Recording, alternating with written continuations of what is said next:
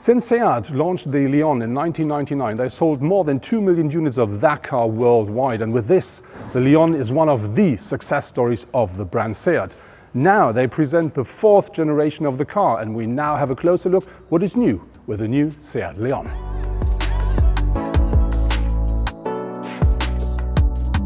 Looking at the front of the Seat Leon, the car now is 1.80 meters in width, and this is about 17 mm less than the predecessor, but it doesn't look smaller or less wide, and there are some good reasons for that. So one is the new grille. You may know or remember the shape from the Seat Tarraco, but this one here is a lot flatter, wider, and that really gives the car a lot of power at the front. Another very important thing is the new shape here with the bonnet, which goes down into the car and really gives the car extra dynamic.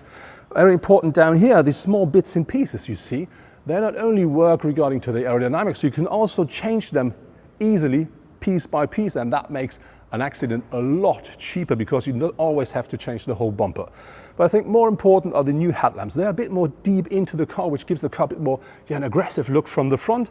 And I think important to know is they always come as standard in LED technology, but you can have a bit more of technique if you want, and that then is called the full LED package. Looking at the side of the new Leon, the first thing that catches your eyes is the new bonnet, which is a bit more longer than what the predecessor, and I think it looks a lot flatter. And that ends here at the bit steeper front window. Important to know is that the Leon comes as standard on 16-inch wheels, but you can have 17-inch with the Avar trim level, or you can order up to 18-inch. The car has grown a lot, so now it's 4.37 meters in length, which gives it about 9 centimeters more than the predecessor, but I think more important is we do find 5 centimeters more regarding to the wheel base, and that means we do have a lot more space at the interior. Looking at the design on the side, you find less lines, so the car is a lot cleaner than the predecessor, but you still find that one up here, very important for Seat, and that one down there, which gives the car a bit more of power. And the line here that really ends at the typical Seat Leon end, so we have this line here, which then runs into the taillights of the car. The new Seat Leon offers as much space as the predecessor. I think maybe a bit more. So even as a tall person like I am, you do really sit very comfortably here at the front, which means for driver and co-driver, absolutely fine.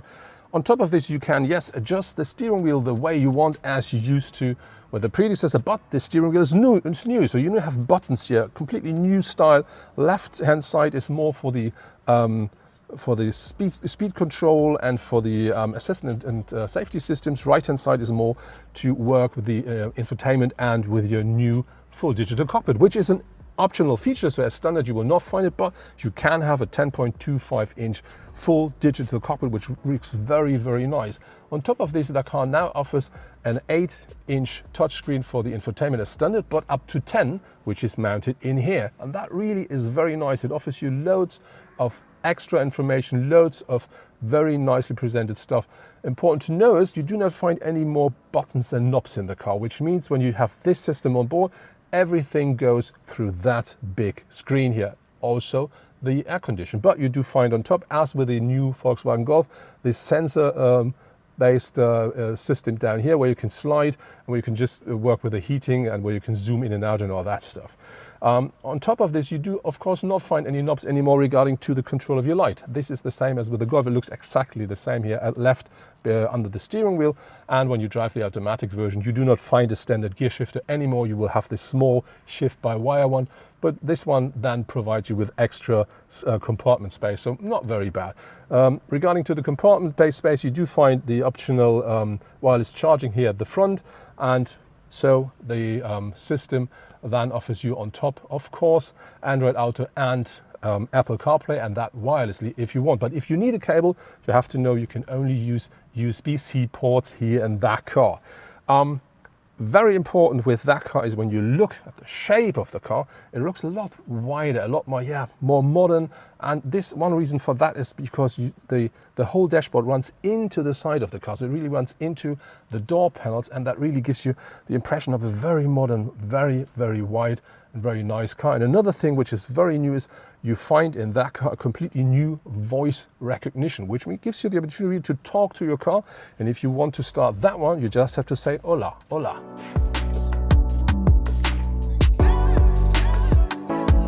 Another new thing is that you will find a proper ambient light now in the car. And this is not only the light that runs around you and gives you this illumination, it also works together with the assistance systems, which means, for instance, if you want to change lane and there's somebody aside of you, then that signal will not only come out of the window, out of the rearview mirror, it also will come with this, with the flashing or a change of the color of this ambient light. So I think that's a very nice idea. When the Leon hits the market, there will be a whole variety of different drivetrains available. So you will find petrol as well as diesel, you will find mild hybrids, you will find natural gas, and you will find a plug-in hybrid as well. Important to know is that the smaller petrol engines, so the 1 liter and the 1.5 liter, they offer an active cylinder management, which will save fuel. Then on top you will find the mild hybrid, which works with a 48 volt technology, and that will save fuel as well. I think very important also to know is the CNG, so the natural gas version, which offers you a pure gas range of more than 400 kilometers. And then there is the plug-in hybrid version, and with that one you can drive up to 60 kilometers and even more on electric energy only. Gear shifting will work either with a manual gearbox or with a DSG, and some of the cars will be available with 4-drive, so the 4-wheel drive of SEAT.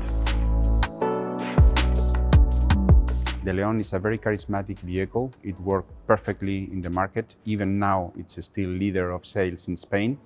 So we had the reasons to keep a little bit the soul, but obviously design has to evolve. So basically we have changed a lot of things, basically everything, but keeping a few elements that remind this iconicity of Leon. The first thing that changes is the proportion of the car. When you see it from the side view, the car has dramatically changed. The hood is much longer than before. Now it's pretty vertical, almost negative at the front. The cabin is a little bit backwards. A pillar has been moved backwards, but we keep the typical C triangle of the C-post at the back. So this talks very much about Leon. Another thing that you will see, like a kind of connection with today's Leon, is the body language. We have our character lines on the side. Basically 3 lines define the whole body side, the 2 blisters on the top and 1 on the bottom. That's it. With that, we design the body side of the Leon. But this time it has become much more sculpted, less theoretical.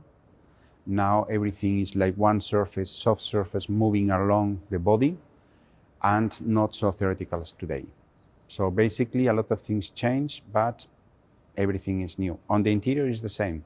We keep the central item or the central motive of the design with the infotainment screen. It is always high position, oriented towards the driver, like we like it at SEAT, perfectly aligned with the digital combimeter, but we redefine how we integrate this screen into the interior of the car with a very thin and very wide dashboard, high console. So again, same concept, but completely different design approach. So as you see, I've entered the rear seats, and I have to say, really, there is a lot more space. So as you can see, I didn't change my seating position at the front, and here I really have space left in front of my knees. And yeah, when I sit upright, I really do have head space left. So I have to say, the comfort on the second seat row here has really grown a lot. So this really is a big difference. Looking at the rear of the car, the first thing that really is the big eye catcher is that. We have a light here going from coast to coast. This is full LED, and when you look at that, that runs around here. So this now is the new SEAT signature when we talk about the tail of a SEAT. Very important to know is when you open your car, that really gives you a welcome. You have just the glue that runs in that direction. That really is something very nice and looks absolutely beautiful. But I think very important to know is that doesn't come as standard. So you have to pay extra, or you have to have a higher trim level to get that signature.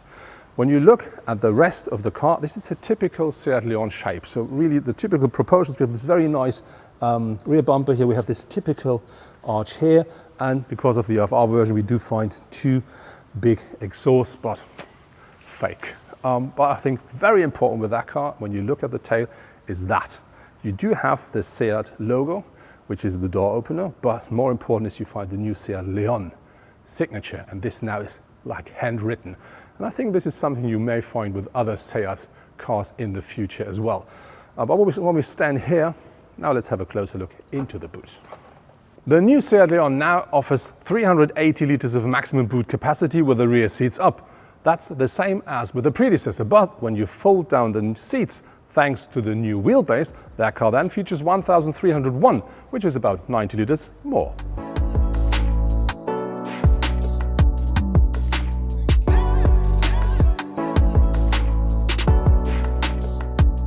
That's it from the new Seat Leon, the 4th generation. What I really do like with the cars, when you look at the front, it looks a lot more aggressive, a lot more muscular, and I think a lot more modern as well.